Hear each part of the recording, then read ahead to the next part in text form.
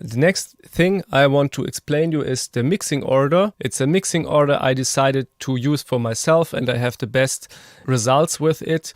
It is to mix from important to unimportant, which means when I start a mix, you put all the faders to minus infinity, and then I get the best results when I first mix the bass line because it's the most important elements.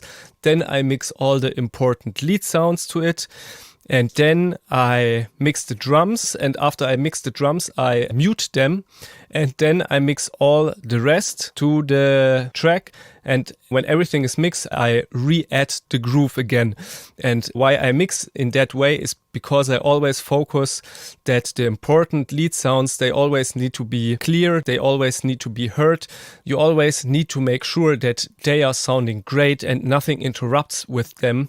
And if you mix them from the beginning on, then you can be sure that if you add one element after another, you always see if it helps the important tracks or if it hurts them. Also, one thing what you can experiment with, if you first mix dry and after you have the levels right, you apply the send effects.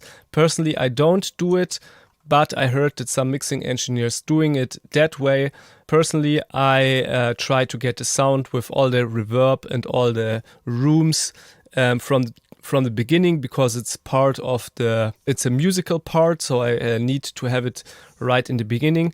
But you can experiment with it if you have better results if you first mix the dry elements and then add the send effects or the reverbs and the rooms.